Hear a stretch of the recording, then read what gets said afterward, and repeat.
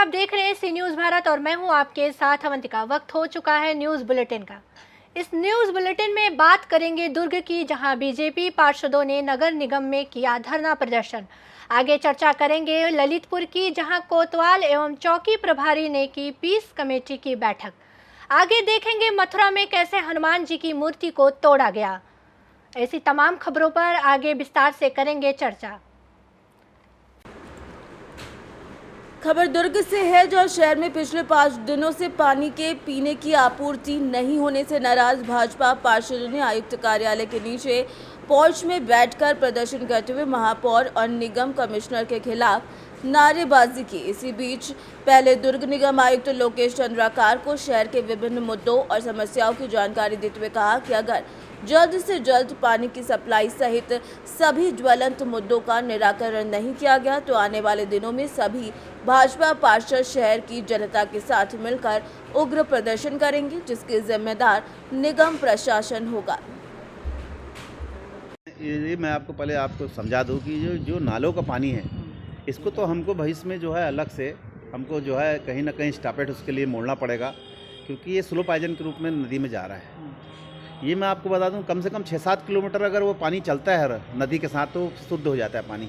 फिलहाल एसटीपी जो उसको ट्रीटमेंट प्लांट जो बोलते हैं, इसके बारे में मेरे पास हैदराबाद से एक टीम आई थी। मैंने महापौर जी से इससे चर्चा भी किया था कि एसटीपी लगाने में जो है ना केमिकल और अन्य चीज़ों का उपयोग किया जाता है, पर एक नेचुरल थेरेपी जो होती है, नेचुरल जो पेड़ होता है, ये कुदरत की तरफ से है कि जो उसका काम ही रहता है कि पानी के अंदर का जो कचरा है, गंदगी है, उसको खा लेता है, ख़त्म कर देता है, नष्ट कर देता है और शुद्ध पानी को लाखों लीटर साफ़ कर देता है। इसकी मैं एक कार्यशाला भी लगवाया था मैंने, पर उस पर आगे नहीं हो पाया, क्योंकि राज्य सरकार जब से हमको फंड नहीं देगी और राज्य सरकार इसके लिए अगर स्वीकृति नहीं देगी तो नहीं कर सकते। फिलहाल जो है जल्द जो है इसका एसटीपी का प्रोग्राम चल रहा है। एसटीपी अगर लग जाएगी तो ये जो जितने भी नाले के पानी कचरा है वहाँ जाएगा और वहाँ से फिल्टर होकर शुद्ध पानी नदी में जाएगा, जिससे हमारे नदी को शुद्ध पानी वहाँ मिलेगा और एक वैकल्पिक बेहतर हो जाएगा। आने वाले समय में इसका अच्छा परिणाम हमको और शहरवासियों को मिलेगा। जी, दुर्ग शहर में बारिश का समय है। दुर्ग शहर में लगातार दुर्ग शहर के जनता को पानी नहीं मिल पा रहा है। नगर निगम का कहना है कि इंटेक वेल में कचरा फंस गया है। इसने बारिश पूर्व फुलगांव नदी को सफाई नहीं किया, जिसके कारण से वहां जा करके पूरा कचरा पार हुआ इंटेक वेल में फंस गया। पूरे गलती नगर निगम प्रशासन की है, नगर निगम की है। इसको पहले से अगर सफाई कर देता तो आज ये जा करके इंटेक वेल में पानी नहीं फंसता, जो कचरा नहीं फंसता और दुर्ग शहर को जनता को सही पानी मिल पाता। उसी तरह से पूरे दुर्ग शहर के स्ट्रीट लाइट हर वार्ड में 25% स्ट्रीट लाइट बंद है, अंधेला है। वहाँ वार्डों में चोरी हो रहा है, कई प्रकार से डकैती हो रहा है, कई प्रकार से मर्डर हो रहा है। इनका यहाँ के महापौर जी को कोई लेना देना नहीं है। जब से यहाँ शासन प्रशासन भारतीय जनता पार्टी का बना है, यहाँ का विधायक हारा है, तो इसके लिए यहाँ के महापौर जो है यहाँ के जनता से बदला के भावना के अनुसार इसने यहाँ दुर्ग शहर के जनता को परेशान किया जा रहा है। इनसे लोग पानी को तरस रहे हैं। दुर्ग नगर निगम के कर्मचारी, कमिश्नर, महापौर, इनकी ये भी जिम्मेदारी नहीं है कि आज पानी नहीं आएगा, बता दें। अरे वो धारा प्रवाह बोलो, आज जिस प्रकार से यहाँ पर धरना प्रदर्शन भाजपा पार्षद दल द्वारा हमारे द्वारा किया गया, उसमें पानी की समस्या को लेकर किया गया और पानी की समस्या विगत 5 दिनों से है। पूरे शहर भर में पानी नहीं आ रहा है। इसके कारण कांग्रेस पार्टी प्लस यहाँ के महापौर, कांग्रेस के जो महापौर हैं धीरज बाकलीवाल जी, वो 58,000 की 48,000 की हार से सदमे में आ गए।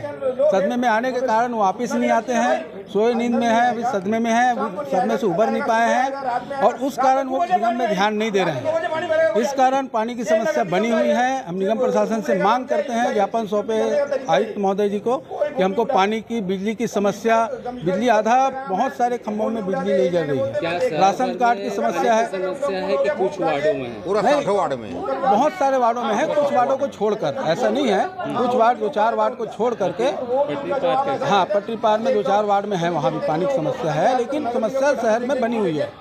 इस कारण हम धरना प्रदर्शन दिए हैं और मांग करते हैं कि महापौर जी को तो इस्तीफा दे देना चाहिए। जब नहीं कर रहे हैं तो इस्तीफा दे दो। काशीराम कोसरे नगरीय निकाय प्रकोष्ठ, जिलाध्यक्ष प्लस दुर्ग नगर निगम पार्षद।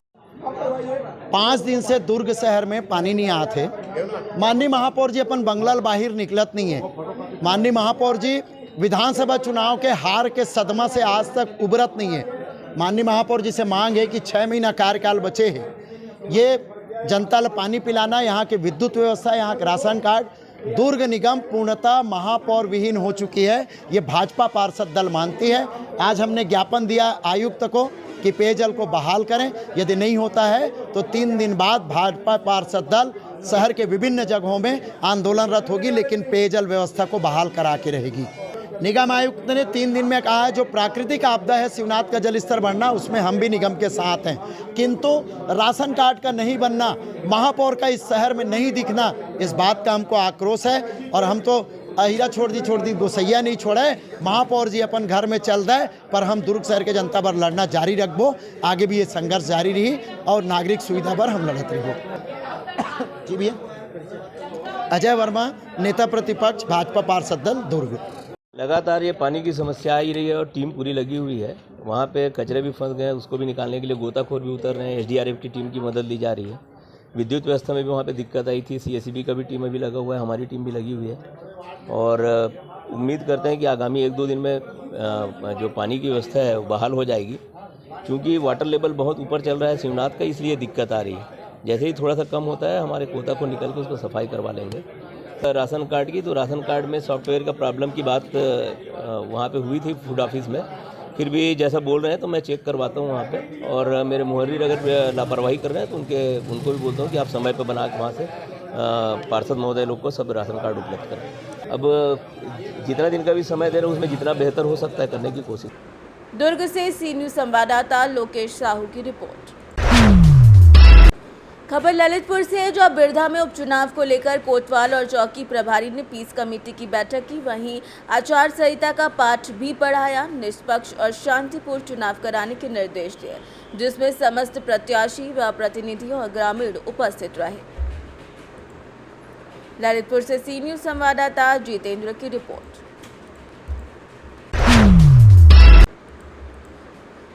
खबर मथुरा से है, जहां सौख स्थित कुम्हेर अड्डा पर स्थित कोली समाज का बागीचा है, जहां पर प्राचीन हनुमान मंदिर में स्थापित हनुमान जी की मूर्ति को विगत रात को असामाजिक तत्वों ने हनुमान जी की मूर्ति को खंडित कर दिया। जब सुबह स्थानीय लोग वहां पहुंचे और मूर्ति को खंडित देखा तो देखते ही देखते अन्य ग्रामीण भी मौके पर पहुंच गए और आक्रोश जताया। घटना की सूचना पर थाना मगौरा प्रभारी अवधेश और सौख चौकी इंचार्ज संदीप यादव में फोर्स के साथ घटनास्थल पर पहुंचे, जहां उन्होंने लोगों के गुस्से को शांत करा। तत्काल दूसरी मूर्ति स्थापित करने को थाना प्रभारी अवधेश कुमार यादव, सौख चौकी इंचार्ज संदीप सिंह ने अपने पैसों से हनुमान जी की मूर्ति को मंदिर में स्थापित करने की बात कही। क्या हुआ है, क्या मामला पूरा? जी साहब, मैं शाम को पूजा करने आया था, जब तक सही था और सुबह देखा था टूटा पाया था मुझे। मालूम पड़ा किसने जी कोई खबर नहीं पाता, अभी कोई खबर नहीं मिला था। क्या पुलिस प्रशासन आया कि नहीं आया? जब आई थी 100 नंबर वाली गाड़ी आई थी। अच्छा, और चेयरमैन साहब आए थे। क्या चाहते हैं आप? क्या चाहते हैं? हमको तो मूर्ति चाहते हैं। हम लगी हुई है और मूर्ति खंडित कर दी, तोड़ दी है और जाकर सुनवाई करो और फिर नहीं हम जाम पाम लगाएंगे। अब आपके विधायक जी सब हमारी मूर्ति के चक्कर में बड़ा परेशान है। हम हमारे बुजुर्ग मर गए और हम मरवे पे आ गए। 60 साल की उम्र है गई हमारी। काफी प्राचीन मंदिर है। हाँ, बहुत पुराना मंदिर है। अब आप क्या चाहते हैं?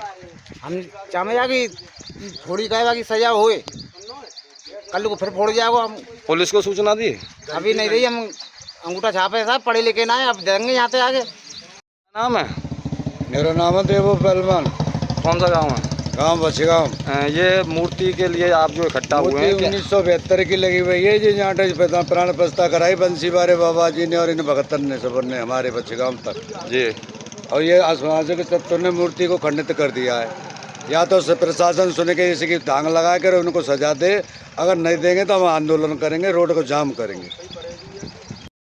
मथुरा से सी न्यूज़ संवाददाता वेद प्रकाश सारस्वत की रिपोर्ट।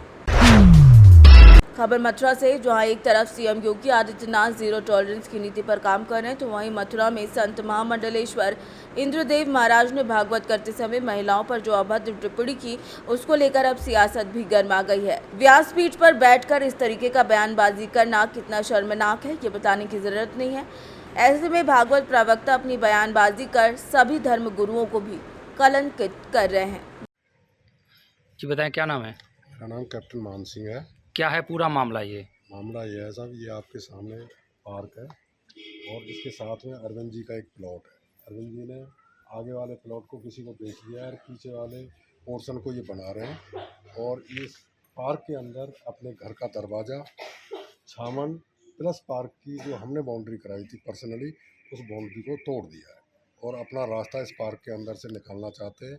ये अपनी ताकत का नाजायज़ फ़ायदा उठाते हुए यहाँ कॉलोनी वासियों को कुछ नहीं समझ रहे और अपनी मर्जी से पार्क की जगह को घेर रहे हैं। इस दरवाजे को होने से लगभग 150 बरस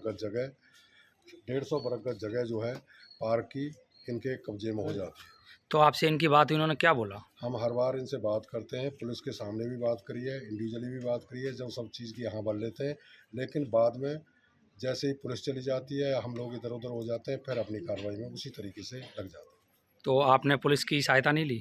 पुलिस की सहायता ली थी, 2 बार 112 बुलाई, एक बार मुख्यमंत्री पोर्टल पे बात की, एक बार हम थाने में भी गए, उनके सामने सब चीज़ के हाँ भरते हैं। थाने में हमें क्या बोलते हैं? बोलते हैं कि मैं कार्रवाई नहीं करूँगा, दरवाज़ा इधर नहीं करूँगा, और थाने में लिख के भी दिया था इन्होंने कि मैं दरवाज़ा इधर नहीं करूँगा, लेकिन उसके बावजूद भी ये सारी कार्रवाई अपनी मनमर्जी से करते जा रहे हैं और पार्क की जगह को घेर रहे हैं। जी क्या कहेंगे इंद्रदेव महाराज जी के लिए? इंद्रदेव महाराज ने व्यासपीठ पे वो गद्दी पे बैठ के जो इस तरीके का प्रवचन दिया है वो बिल्कुल ही निंदनीय है। हमारे हिंदुस्तान में, हिंदुत्व में नारी शक्ति जो है माता सीता का अनुसरण करती है। माता सीता के लिए इस तरीके की बातें बोलना, हमारे पुराने बुजुर्ग लोगों के जो स्थानीय कलाकार थे जो रामलीला करते थे, उन लोगों के लिए इस तरीके की भाषाएं यूज करना ये बहुत ही निंदनीय है। हम इतवार को 12 बजे 1000 से अधिक आदमी छठीगरा से वृंदावन तक पैदल यात्रा करेंगे। आश्रम का घेराव करेंगे, उनसे पूरी करेंगे, पूछेंगे कि क्या होगा। लेकिन आपको ऐसे शब्द कभी नहीं कहने चाहिए कि जिस भगवान की तरफ से, जिस राम और सीता की तरफ से या राधा कृष्ण की तरफ से जो आप जीवन पालन कर रहे हैं, कमाते खाते हैं, और उनके नाम पे आपने ऐसी अवहेलना की है जो हमारे पूर्वजों के शास्त्र हैं, जो रामलीला है, रामायण है या भागवत है। जैसे प्रदीप मिश्रा जी ने कहा, तो आपने भी एक ब्रज में रह करके एक ब्रजवासी होते हुए आपको ये शोभा नहीं देते हैं। जो वांछा कल्पतरोर्भ्यश्च कृपा सिंधु एव च पतितानां पावनेभ्यो वैष्णवेभ्यो नमो नमः। व्यासाय विष्णु रूपाय व्यास रूपाय विष्णवे नमो वै ब्रह्मनिधये वासिष्ठाय नमो नमः। जहाँ अचतुर्वदनो ब्रह्मा दुबाहो परो हरि अभान लोचनो शंभो भगवान बादरायण नमोस्तुते व्यास विशाल बुद्धे पुल्लार बिंदो यत्पत्र नेत्र एन त्वया भारत तैल पूर्ण प्रज्वालितो ज्ञानमय प्रदीप। ऐसा कह करके स्तुति की जाती थी व्यासपीठ की, परंतु आज कुछ तथाकथित कथा व्यासों ने व्यासपीठ की गरिमा को तार तार किया है, जिससे आज बड़े शर्म के साथ कहना पड़ रहा है कि ऐसे लोगों को व्यासपीठ पर बैठना ही नहीं चाहिए। जब से अनाधिकारी व्यासपीठ पर बैठ गए तब से व्यासपीठ की गरिमा तार तार हो रही है। जी क्या नाम है आपका? मेरा नाम साहब सिंह है। साहब सिंह जी, क्या है पूरा मामला? ये पूरा मामला ये है, हम कर्मयोगी ग्राम के निवासी हैं। यहाँ एक पार्क है, पार्क नंबर 3, जिसमें एक मकान बन रहा है अरविंद जी द्वारा। अरविंद जी कहाँ के रहने वाले हैं? अरविंद जी यहाँ रेंट पर रहते हैं, कान्हा रेजिडेंसी में। उनका एक प्लॉट था, उसका आधा पार्ट इन्होंने भीग दिया है जो रोड की तरफ था। अभी पीछे वाले भाग को बना रहे हैं, उसका गेट छजली वगैरह सब पार्क की तरफ कर दिया है। तो ये पार्क को घेर रहे हैं और रास्ता वगैरह बना रहे हैं। तो हम लोग चाहते हैं कि ऐसा कोई कार्य ना हो जिससे कि यहाँ परेशानी। मथुरा से सी न्यूज़ संवाददाता जीवनदीप कल्याण की रिपोर्ट। खबर रायबरेली से है, जहां बीजेपी अध्यक्ष और मुख्यमंत्री योगी आदित्यनाथ के द्वारा भाजपा नेताओं को जमीन के मामले से दूर रहने के निर्देश के बाद सभी जिलों के पदाधिकारियों पर कोई प्रभाव नहीं पड़ रहा है। ताज़ा मामला रायबरेली का है, जहां बीजेपी और पूर्व विधानसभा प्रत्याशी अनीता श्रीवास्तव पर फर्जी तरीके से जमीन के कागजात तैयार कर उस जमीन पर कब्जा करने के गंभीर आरोप लगे। मामला बदोकर थाना क्षेत्र के बदोकर गांव का है, जहां ग्राम प्रधान की सोलखियापुर की कीमती जमीन है। प्रधान और उसके परिवार का राजस्व अभिलेखों में नाम दर्ज है और वो उस जमीन पर उपयोग कर रहा है। पीड़ितों ने आरोप लगाया कि अनीता श्रीवास्तव ने अपने गुर्गों के साथ मिलकर उस जमीन के फर्जी कागजात तैयार करवाए और अपने पति से विपक्षियों के बीच जमीन का एग्रीमेंट करवा लिया। फर्जी कागजात तैयार कर जमीन पर कब्जा करने के इरादे से दबंगों ने पीड़ितों की जमकर पिटाई कर दी, जिसका मामला भदोकर थाने में दर्ज है। पीड़ितों ने आज इस मामले में डीएम को शिकायती पत्र देकर न्याय की मांग की है। क्या नाम है आपका? राजेश कुमार। कहाँ के रहने वाले? भदोखर गांव। क्या मामला है, किस लिए आए हो कलेक्टर के यहाँ? यहाँ एसडीएम के यहाँ एप्लीकेशन देने आए सर, हमारी ज़मीन पे अवैध कब्जा हो रहा है। कौन कर रहा है? अनीता श्रीवास्तव के आदमी फर्जी एग्रीमेंट कराया है। कौन हम है लोग अनीता श्रीवास्तव? ये रायबरेली के सपा नेता, बस बीजेपी के नेता हैं, भाजपा नेता हैं। अच्छा, कितनी ज़मीन है आपकी? 4 बीघे। क्या कह रही है वो हम लोग जोतने बोने जाते हैं तो हमें जोतने बोतने नहीं देती, मारती हैं, लाठी डंडे से मारा है। अच्छा, क्यों? एग्रीमेंट किस आधार पे है? एग्रीमेंट जो पार्टी हमसे मुकदमा लड़ रही है उससे उन्होंने कराया, हमसे नहीं। किसका मुकदमा हुआ है वो? कौन है वो? राम सजीवन। पीछे आ जाओ। शिव प्रसाद भदोखर के। क्या है मामला, किस लिए आए थे डीएम के पास? सर डीएम के पास आए थे कि ये जो है राम सजीवन हमारे खिलाफ फर्जी मुकदमा डाल रखा है, और एक वहाँ है अजय यादव, वो जो हैं फर्जी उसमें मारपीट करते हैं और अनीता श्रीवास्तव के मुंशी हैं। वही कल उस दिन गए जुताने तो लाठी डंडे से मारा, करीब 20 गुंडे वहाँ थे और हम 3 भाई थे। मरने बाद कहा यहाँ से भाग जाओ नहीं तो मार डालेंगे। एप्लीकेशन दिया यहाँ डीएम साहब के यहाँ। अनीता श्रीवास्तव कहती हैं इसको हमें एग्रीमेंट कर दो, और उससे फर्जी एग्रीमेंट कराया और मेरा 236 नंबर छूट। रायबरेली से सीनियर संवाददाता मृदुलेश त्रिपाठी की रिपोर्ट। फिलहाल न्यूज़ बुलेटिन में बस इतना ही। देश दुनिया की बाकी खबरों को जानने के लिए देखते रहिए सी न्यूज़ भारत।